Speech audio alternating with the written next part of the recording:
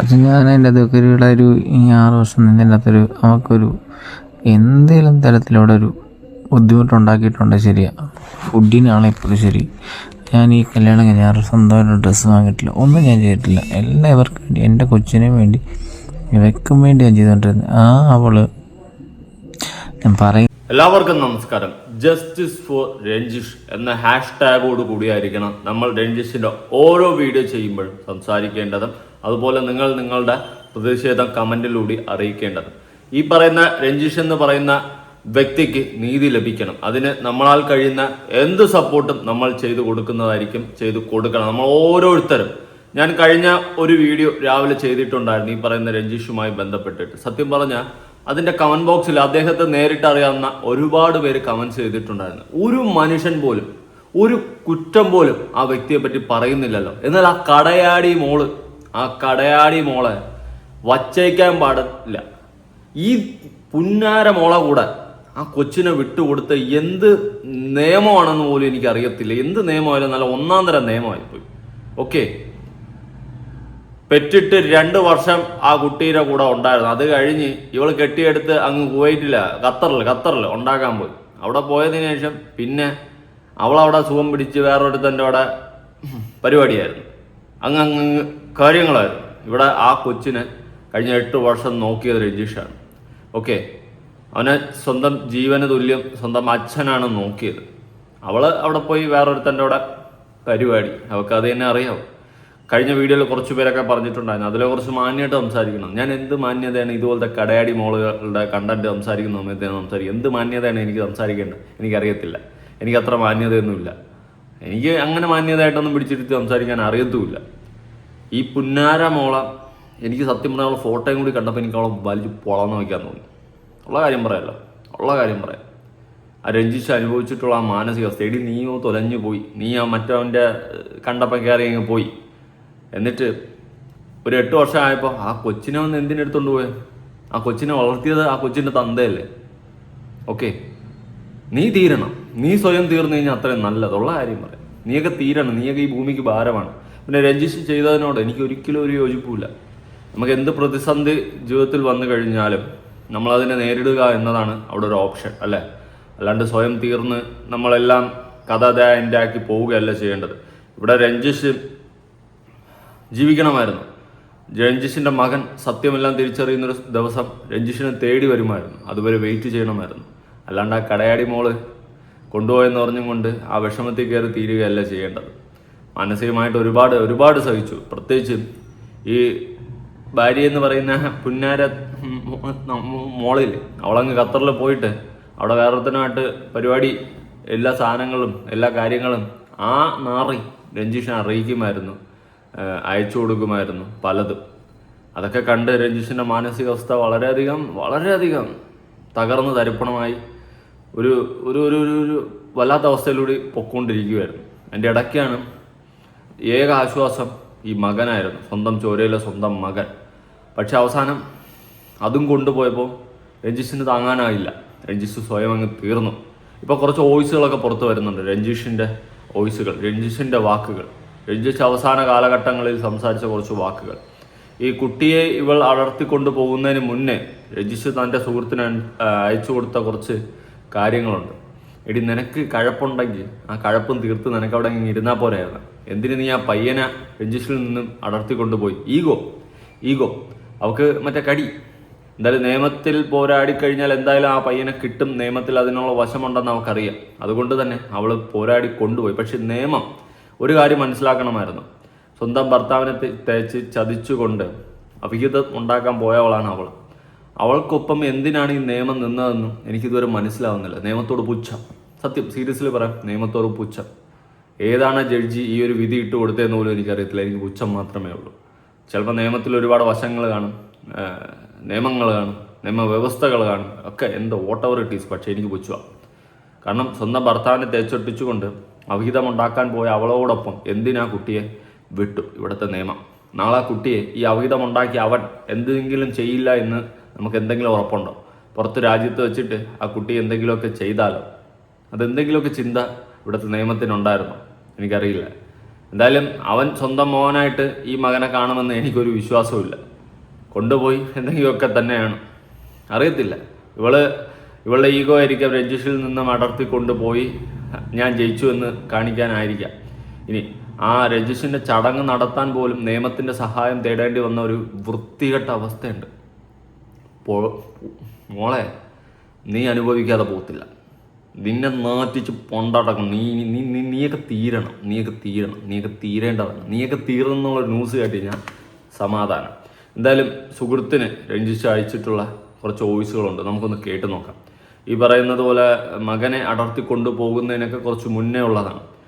ഈ രഞ്ജീഷിൻ്റെ ഭാര്യയുടെ കാമുകനിൽ ഒരു കടയാടി മോൻ, അവൻ രഞ്ജീഷ് അയച്ചു കൊടുക്കുന്ന സാധനങ്ങളൊക്കെ കാണണം, കേൾക്കണം. പുന്നാര മക്കളെ എല്ലാത്തിനെയും കൂട്ടിയിട്ട് കത്തിക്കണം, അതാണ് ചെയ്യേണ്ടത്.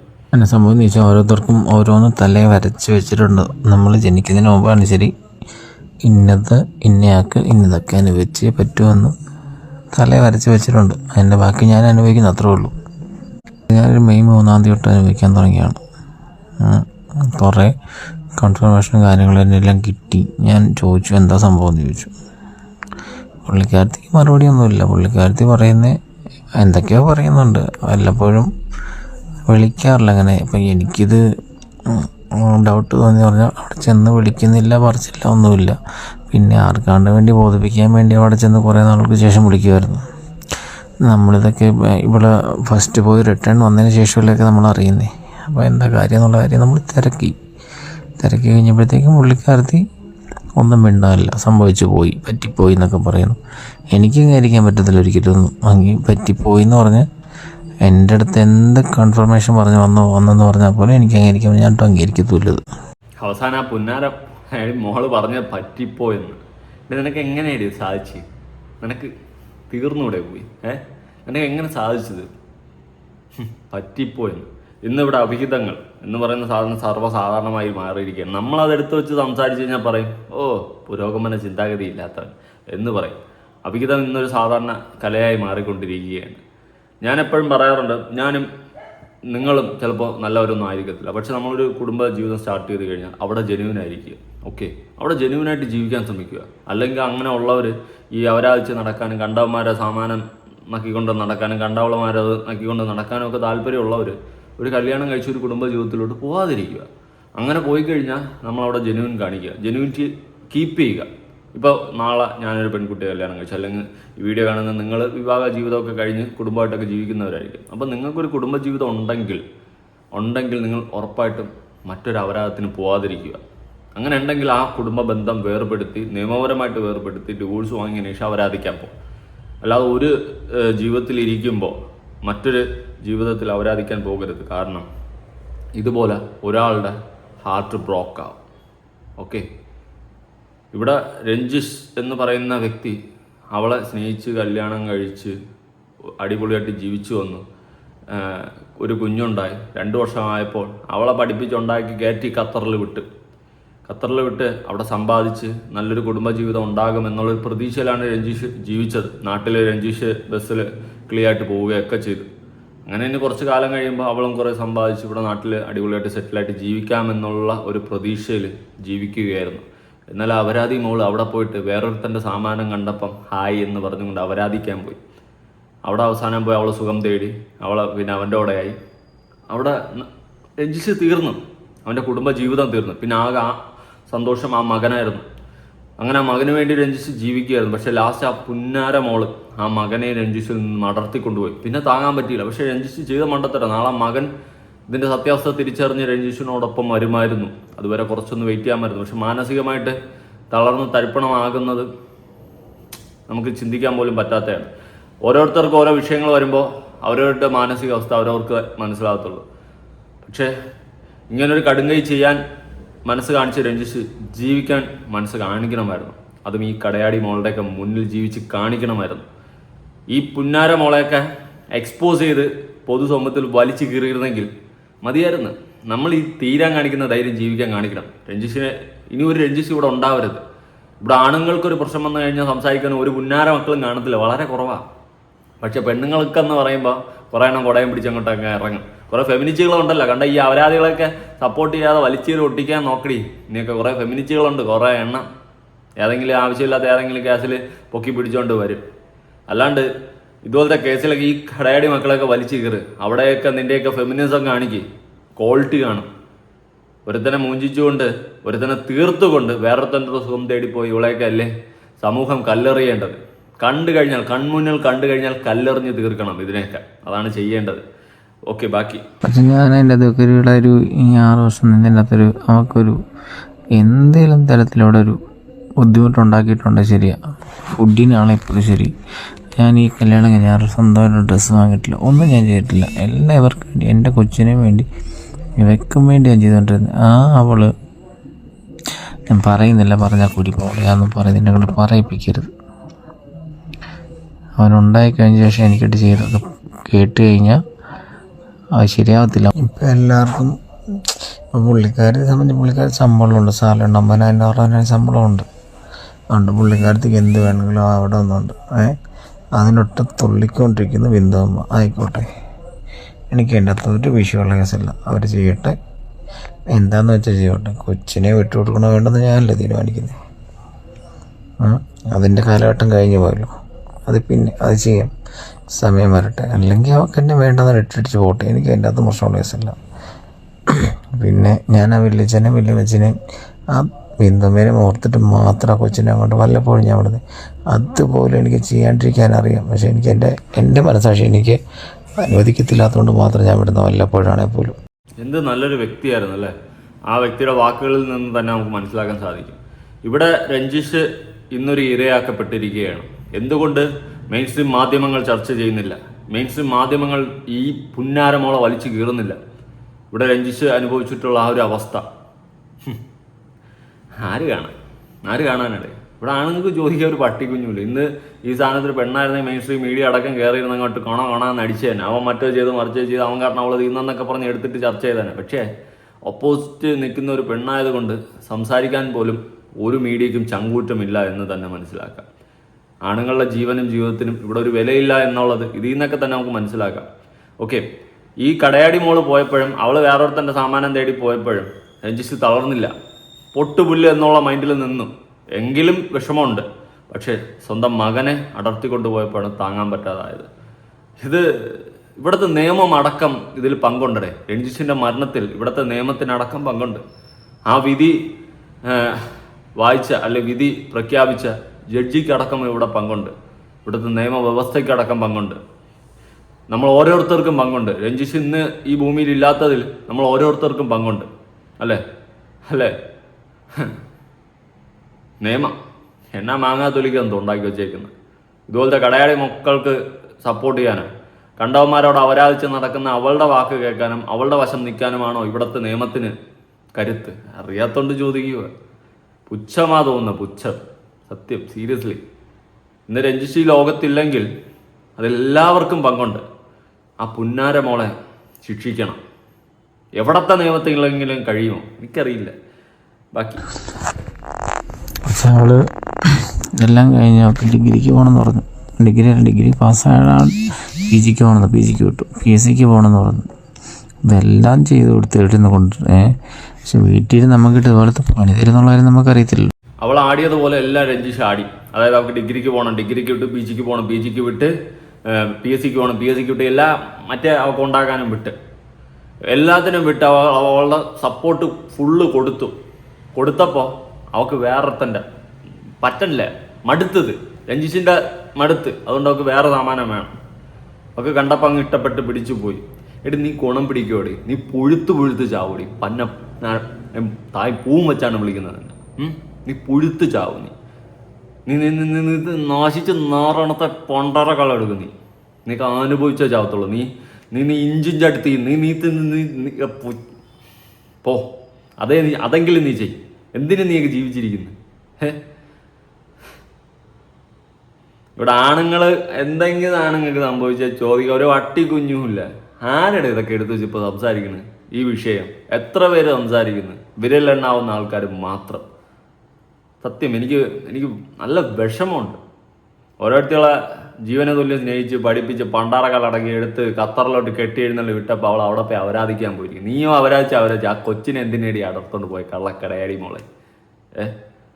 നാശിച്ച് നീ ഓണം പിടിക്കാതെ പോകും. നീയൊക്കെ ഇത്രയും നല്ലൊരു വ്യക്തി നിനക്കെന്ത് അവൻ ബസ്സിലെ കിളിയായതുകൊണ്ട് അവസാനം നിന്റെ സ്റ്റാറ്റസിനനുസരിച്ച് നിൽക്കാൻ പറ്റാണ്ടായ നിനക്ക് 50,000 60,000 ഒക്കെ സാലറി വന്നപ്പോൾ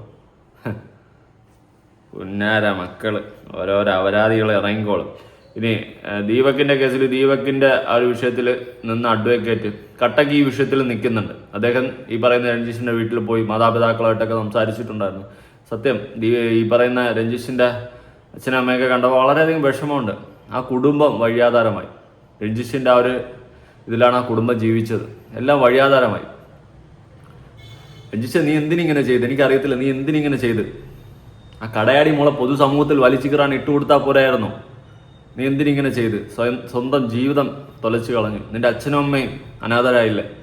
ഓക്കെ, ആ മകൻ നാളെ ഇതെല്ലാം തിരിച്ചറിഞ്ഞ് നിന്നോടൊപ്പം വരത്തില്ലായിരുന്നു. നിനക്ക് കുറച്ച് വെയിറ്റ് ചെയ്തുകൂടായിരുന്നു. എന്തിനാണ് ഇങ്ങനത്തെ കടുങ്കൈകളൊക്കെ ചെയ്ത് തീർക്കുന്നത്? അഡ്വക്കേറ്റ് പറയുന്ന കേട്ടു നോക്കാം. നമസ്കാരം, അഡ്വക്കേറ്റ് റിനേഷ് അടുത്താറനാണ്. ഞാനിപ്പോൾ ഇടുക്കി കുമ്മളിയിലേക്കുള്ള യാത്രയിലാണ്. ഇന്നലെ എൻ്റെ ഇൻസ്റ്റാഗ്രാം പോസ്റ്റിൽ ഞാൻ രഞ്ജീഷിനായി വരും, അവനായി സംസാരിക്കും, അവൻ്റെ നീതിക്കായി ഞാൻ അവരുടെ കുടുംബാംഗങ്ങളായിട്ട് സംസാരിച്ച് നിയമയുദ്ധം ആരംഭിക്കാനായിട്ട് ഞാൻ വരുമെന്ന് ഇൻസ്റ്റാഗ്രാമിൽ ഒരു പോസ്റ്റ് ഇട്ടായിരുന്നു. അതിൻ്റെ ഭാഗമായിട്ട് ഇപ്പോൾ ഞാൻ ഇടുക്കി അവൻ്റെ വീട്ടിലേക്ക് കുമ്മളിയിലേക്കുള്ള യാത്രാമധ്യയിലാണ്. നമുക്കറിയാം, ഈ ഇൻസ്റ്റാഗ്രാം പോസ്റ്റ് ഇട്ടപ്പോൾ ഏകദേശം 5 ലക്ഷത്തിലധികം ആളുകളാണ് ഇത് വ്യൂ ചെയ്തത്. അതിനിടയിൽ വന്ന കമന്റുകൾ വായിച്ച് എനിക്ക് വളരെയധികം സന്തോഷമായി.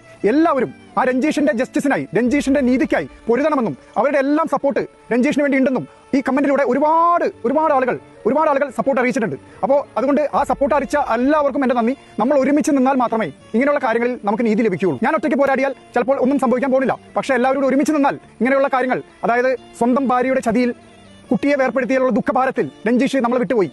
എൻ്റെ രഞ്ജീഷ് ഇപ്പം ആദ്യം എനിക്കറിയാത്ത ഒരാളാണ്. ഇപ്പോൾ കേരളത്തിന്റെ മൊത്തമാണ് രഞ്ജീഷ്, നമ്മുടെ എല്ലാ സഹോദരനാണ് രഞ്ജീഷ്. ആ രഞ്ജീഷിന് വേണ്ടിയുള്ള നിയമയുദ്ധത്തിന്റെ ഭാഗമായിട്ട് നമ്മളതിന്റെ യാത്ര തുടങ്ങുകയാണ്. നിങ്ങളുടെ എല്ലാം സപ്പോർട്ട് ഇനിയും വേണം, തുടരണം. സപ്പോർട്ട് ഉണ്ടെങ്കിൽ മാത്രമേ നമുക്ക് ആ നിയമയുദ്ധത്തിൽ ജയിക്കാൻ പറ്റുള്ളൂ. ഇങ്ങനെയുള്ള വഞ്ചന കുറ്റത്തിൽപ്പെട്ട്, അതായത് സ്വന്തം ഭാര്യയാൽ വഞ്ചിക്കപ്പെട്ട് കിടക്കുന്ന എന്താ പറയുക അനവധി പുരുഷന്മാർക്ക് ഒരു നീതി ലഭിക്കണമെങ്കിൽ ഇങ്ങനെയുള്ള കാര്യങ്ങൾ വേണം. അതുകൊണ്ട് ഇനിയും നിങ്ങളുടെ സപ്പോർട്ട് ആവശ്യമുണ്ട്. നമ്മൾ രഞ്ജീഷിനായിട്ടുള്ള സമരത്തിനായിട്ട് ഇവിടെ ചതിയെന്ന് പറയുന്നത് ആണുങ്ങളും ചെയ്യാറുണ്ട്, പെണ്ണുങ്ങളും ചെയ്യാറുണ്ട്.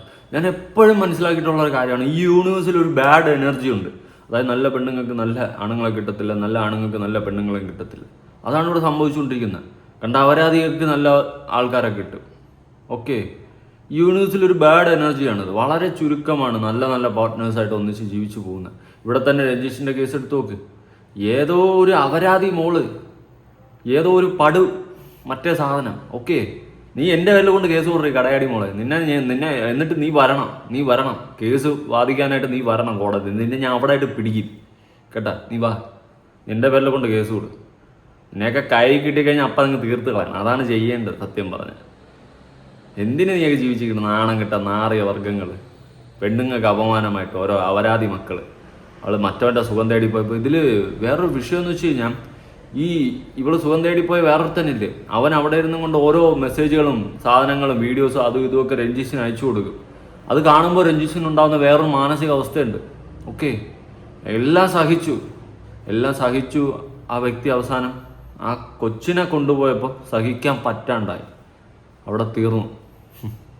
ആ പുന്നാര മോനെ, ഏതൊരു അടയാടി മോനില്ലേ ഇവളെ കൂടെ, അവനെ അടക്കം തീർക്കണം. അതാണ് ചെയ്യേണ്ടത്. ഖത്തറിലങ്ങ് കുണയ്ക്കാൻ പോയിരിക്കണം. അവിടെ ഇരിക്കുന്നതുകൊണ്ട് ഇനി നിയമത്തിന് ഇവിടെ ഒന്നും ചെയ്യാൻ പറ്റത്തില്ലല്ലോ. വിചാരിച്ചാൽ ചെയ്യാം. അവിടെ നിന്ന് അവളെ ഇവിടെ കൊണ്ട് ഇറക്കണം. ഏത് മണിമാളികയിലും അവളെ കെട്ടിയെടുത്ത് പോയാൽ അവളെ ഇവിടെ ഇറക്കണം. നിയമം വിചാരിച്ചാൽ നടക്കും, പക്ഷെ വിചാരിക്കാൻ കുറച്ച് ബുദ്ധിമുട്ടാണ്, കുറച്ച് ഒരു വിഷമമാണ് വിചാരിക്കാൻ. എന്തായാലും അഡ്വക്കേറ്റ് അവരുടെ വീട്ടിൽ പോയിട്ടുണ്ട്. രഞ്ജീഷിന്റെ വീട്ടിൽ പോയിട്ട് അച്ഛനും അമ്മയായിട്ടൊക്കെ സംസാരിക്കുന്ന കുറച്ച് കാര്യങ്ങളുണ്ട്, കണ്ടുനോക്കാം. എന്താണ് സംഭവിച്ചത്? എന്താണ് തുടക്കം? എവിടെയാണ് ഇതിന്റെ ജോലിക്ക് പോയി കഴിഞ്ഞാൽ ജോലിക്ക് എവിടെ പോയി? ഖത്തറിൽ പോയി. കല്യാണം കഴിഞ്ഞിട്ട് എത്ര വർഷം? കല്യാണം കഴിഞ്ഞിട്ട് അന്ന് 2 വർഷം അവിടെ ജോലി ചെയ്ത് വരുന്ന വഴിയാണ് അവളാരുമായിട്ടും ഒരു ബന്ധത്തിലായി. ഏത് ഖത്തറിൽ? നിങ്ങൾക്ക് എങ്ങനെയൊക്കെ മനസ്സിലായത്? പിന്നെ അവൻ കുറച്ച് കാര്യങ്ങളൊക്കെ ഫോണിലൂടെ ഏത് ഈ ആ വ്യക്തി അതായത് ഇവളുടെ കാമുകനായിട്ടുള്ള രഞ്ജീഷിന്റെ ഭാര്യയില്ല, പുന്നാര കടയാടി മോളുടെ വേറൊരുത്ത അവളെ കടി തീർക്കുന്ന വേറൊരുത്തല്ലേ, അവൻ പല സാധനങ്ങളും ഫോണിലൂടെ രഞ്ജീഷിന് അയച്ചു കൊടുക്കുമായിരുന്നു. അതാണ് അവിടെ രഞ്ജീഷിൻ്റെ അച്ഛൻ പറയുന്നത്. വല്ലാത്ത അവസ്ഥ. അതൊക്കെ കണ്ടിരിക്കുന്ന അവസ്ഥ എൻ്റെ വായടി തെറിയാണ് വരുന്നത്. പുന്നാര മോള്.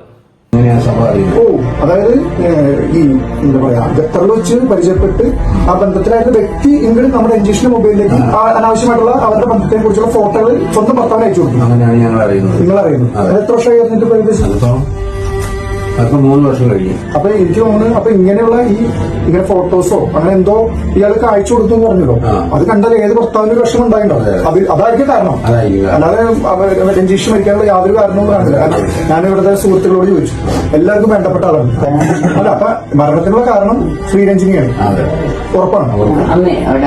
അപ്പൊ ഞാൻ ശ്രീരഞ്ജിനി അവളുടെ അമ്മയാണ് നമ്മുടെ മകനെ ഇത് ഈ ലെവലിലേക്ക് വെക്കാനുള്ള കാരണം. അപ്പൊ നമുക്ക് അതിന്റെ നിയമ നടപടികളിൽ പോകണമെന്നേ അച്ഛൻ. അല്ലെങ്കിൽ നമുക്ക് നമ്മുടെ മകന് വേണ്ടി നീതി കിട്ടാൻ ഇതേ ഉള്ളൂ രക്ഷ.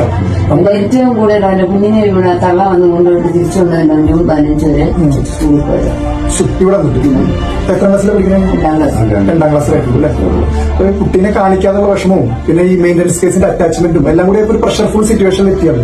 അതായിരിക്കും ചിലപ്പോൾ അദ്ദേഹത്തിന് പിടിച്ചാൽ ഇല്ല. അപ്പൊ അതാണ് പറഞ്ഞത്. അപ്പൊ ഇതാണ് നമ്മൾ പരാതിയിൽ എഴുതി കൊടുക്കേണ്ടത്. നിങ്ങൾ എഴുതി കൊടുത്തിരുന്ന മരിച്ചതിന്റെ മത്സരമാണ് വന്ന് എഴുതിയത്. അത് ആത്മഹത്യ ചെയ്യുമ്പോൾ ഒരു പ്രോസസ്സാണ്. അതൊരു കേസ് എടുക്കുമല്ലോ നോർമലി.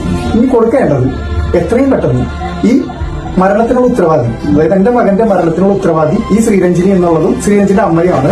അവരുടെ മാനസിക സമ്മർദ്ദവും പിന്നെ അയാളുടെ പ്രതികരണം, അതായത് ഈ കാമുകൻ എന്ന് പറയുന്ന വ്യക്തിയുടെ അവനും കാരണം. കാരണം അവൻ ഇതിലേക്ക് അയച്ചു കൊടുത്തു, ഫോണിലേക്ക് അയച്ചു കൊടുത്തുകൊണ്ടാണ് ഇങ്ങനെ വന്നതെന്നുള്ളത് നമ്മൾ പരാതി കൊടുത്ത് അവൾക്കെതിരെ കേസ് എടുപ്പിച്ച് FIR എടുപ്പിച്ച് അതിന്റെ രീതിയിൽ പോയില്ലെങ്കിൽ നമുക്കത് നീതി ലഭിക്കാൻ വൈകും. അപ്പൊ അത് നിങ്ങളെ സംബന്ധിച്ച് എല്ലാ സപ്പോർട്ടും നമ്മൾ തരും. അതിനുവേണ്ടിയാണ് ഞാൻ പറഞ്ഞത്. വളരെ എന്താ പറയാ വിഷമമുണ്ട് ഇങ്ങനെയുള്ള കാര്യങ്ങൾ. നമുക്ക് എന്ത് ചെയ്യാൻ പറ്റും? നമ്മൾ അനുഭവിക്കുക ഇതുള്ളൂ നമ്മുടെ ഇത്. അതെ. അപ്പൊ ഇനി ഞാനൊരു റിക്വസ്റ്റ് പറയണം, ഈ നീതിക്കായിട്ട് നമ്മൾ പോലീസ് സ്റ്റേഷനിൽ പരാതി കൊടുക്കാം. കൃത്യമായിട്ടുള്ള കാര്യങ്ങൾ ചെയ്തു കഴിഞ്ഞാൽ നമുക്ക് കാര്യങ്ങളൊക്കെ ചെയ്യാൻ പറ്റും. ഓക്കെ, പരാതിയും കാര്യങ്ങളൊക്കെ കൊടുത്ത് ഈ കടയാടി മോൻ വേറൊരുത്തണ്ടല്ലോ അവളുടെ കടി തീർക്കുന്ന ഒരുത്തൻ, അവനും ഈ പറയുന്ന ശ്രീരഞ്ജിനി അവളുടെ പേര് എന്നാടി ഈ മോളെ നീ ആരടി നീ? പിന്നെ മറ്റേ റോഡിലെ പാലത്തിൻ്റെ അടിയിൽ നിന്ന് കാശുണ്ടാക്കുന്നവർക്ക് ഇതിനേക്കാളുണ്ട് അന്തസ്. നിന്നെപ്പോലത്തെ നിന്നെയൊക്കെ ആ പേരിട്ട് ആ പേരിന് തന്നെ ഒരു അർത്ഥമില്ലാത്ത രീതിയിലായിപ്പോ നിൻ്റെയൊക്കെ അവസ്ഥ. കണ്ട പുന്നാര മോളുകൾ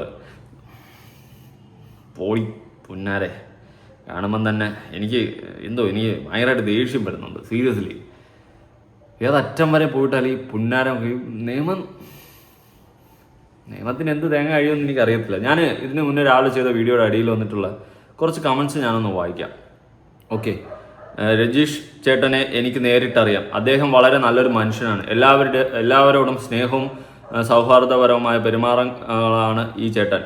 ഒരു തവണയെങ്കിലും ആ ബസ്സിൽ കയറിയവർ അദ്ദേഹത്തെ മറക്കാൻ വഴിയില്ല. ഞങ്ങൾക്കൊന്നും അദ്ദേഹം ഇനി ഇല്ല എന്ന് ഇപ്പോഴും വിശ്വസിക്കാൻ കഴിയുന്നില്ല. എന്തായാലും ഈ വീഡിയോ കണ്ടപ്പോൾ എനിക്ക് വളരെ സന്തോഷമായി. അവർക്കിട്ടുള്ളത് നിങ്ങൾ നന്നായിട്ട് പറഞ്ഞിട്ടുണ്ട്. എന്തായാലും സത്യം പുറത്തു വരണം. അവൾ നിയമത്തിന് മുന്നിൽ ശിക്ഷിക്കപ്പെടണം. വേറെ ഒരു സഹോദരന്മാർക്കും ഈ ഒരു അവസ്ഥ വരരുത്. Justice for Ranjeesh.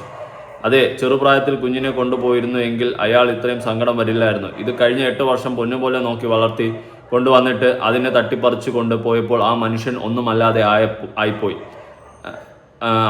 അവളെ മാത്രം പിടിച്ചാൽ പോരാ, അവളെ കാമുകനെയും പിടിക്കണം. സത്യം, അവളുടെ ജോലി കളയാൻ പറ്റുമോ? അത് ചെയ്യാൻ പറ്റിയ അത് വലിയ ശിക്ഷയാണ് അവൾക്ക്. വിടരുത് പുന്നാര മോളെ. അവളുടെയും അവളുടെ കാമുകനെയും ഇപ്പോൾ നാട്ടിലുണ്ട്. ഖത്തറിൽ ജോലി പോയോ എന്നറിയില്ല. തിരിച്ചു അവർ അവിടെ എത്തുമ്പോഴേക്കും ആ ജോലി ആക്കാൻ അവിടെയുള്ള പ്രവാസികൾക്ക് കഴിയുമെങ്കിൽ ചെയ്യും. അതായത് അവളും അവളുടെ കാമുകനും ഇപ്പോൾ നാട്ടിലുണ്ടെന്നൊരു കമൻറ്റ് വന്നിട്ടുണ്ട്. അങ്ങനെ നാട്ടിലുണ്ടെങ്കിൽ ഇവിടുത്തെ നിയമവ്യവസ്ഥയ്ക്ക് വല്ല തേങ്ങയും കഴിയുമെങ്കിൽ ബ്ലോക്ക് ചെയ്യണം. പുറത്ത് പോകാൻ പറ്റാത്ത രീതിയിൽ പാസ്പോർട്ട് അടക്കം ബ്ലോക്ക് ചെയ്യണം. എന്നിട്ട് നിയമത്തിൻ്റെ മുന്നിൽ ഏതറ്റം വരെ പോയിട്ടും ശിക്ഷ വാങ്ങി കൊടുക്കണം എന്ന് തന്നെയാണ് എനിക്ക് പറയാനുള്ളത്. ഈ കടയടി മോൾ എവിടെയെങ്കിലും ഉണ്ടെന്ന് അറിയാമെങ്കിൽ ഉറപ്പായിട്ട് ഈ രഞ്ജിഷിൻ്റെ ഫാമിലി ഒന്ന് അറിയിക്കുക. ആ അഡ്വക്കേറ്റിനെ ഒന്ന് കോൺടാക്ട് ചെയ്യുക. ഓക്കെ, ഇവളെയൊന്നും വെറുതെ വിടല്ലേ, രണ്ടിനെ തീർക്കണം. നാട്ടുകാർ കാണാനെങ്കിൽ തീർത്തേക്ക്, അതെനിക്ക് പറയാനുള്ളൂ. അങ്ങനെ ഒരുപാട് കമൻസാണ് നീളുന്നത്. ഒരു കമൻറ്റ് പോലും ഈ വ്യക്തിയെ പറ്റിയിട്ട്, അതായത് രഞ്ജിഷിനെ പറ്റിയിട്ട് ഞാൻ മോശമായിട്ട് കണ്ടിട്ടില്ല. കാരണം അത്രയ്ക്ക് ആൾക്കാർ നല്ല അഭിപ്രായമാണ് രഞ്ജിഷിനെ പറ്റിയിട്ട് പറയുന്നത്. അല്ലെങ്കിലും ഈ ചിലവർക്ക് ഇവിടെ നിൽക്കും അക്കരെ പച്ചയെന്ന് തോന്നും. അങ്ങനെ വേറൊരുത്തൻ്റെ സാമാനം തേടിപ്പോയ ഈ പറയുന്ന ശ്രീരഞ്ജിനി എന്ന് പറയുന്ന അപരാധി മോളെ ഏതറ്റം വരെ പോയിട്ടും ശിക്ഷിക്കണമെന്നാണ് എനിക്ക് പറയാനുള്ളത്. നിങ്ങളുടെ അഭിപ്രായങ്ങളും കാര്യങ്ങളും ഉറപ്പായിട്ട് താഴെ കമൻറ്റ് ചെയ്യുക. അതുപോലെ അപരാധിച്ച് അവിഹിതങ്ങൾ തേടിപ്പോകുന്ന എല്ലാ കടയാടി മക്കളെയും നിയമം ശിക്ഷിക്കണമെന്ന് തന്നെയാണ് എനിക്ക് പറയാനുള്ളത്. പിന്നെ അതുപോലെ എന്ത് ജീവിതത്തിൽ പ്രതിസന്ധി വന്നു കഴിഞ്ഞാലും സ്വയം ജീവനൊടുക്കി നമ്മുടെ ലൈഫ് തീർക്കുകയല്ല നമ്മൾ ചെയ്യേണ്ടത്. എനിക്കിത് മാത്രമേ പറയാനുള്ള. കൂടുതൽ വിവരങ്ങൾ ആർക്കെങ്കിലും എന്തെങ്കിലുമൊക്കെ അറിയാമെങ്കിൽ ഉറപ്പായിട്ട് അയച്ചു തന്നു കഴിഞ്ഞാൽ ഞാൻ മുന്നോട്ട് വീഡിയോ ചെയ്യുന്നതായിരിക്കും. നിങ്ങളുടെ അഭിപ്രായങ്ങളും കാര്യങ്ങളും ഉറപ്പായിട്ട് പുതിയ വീഡിയോ ഇടണം.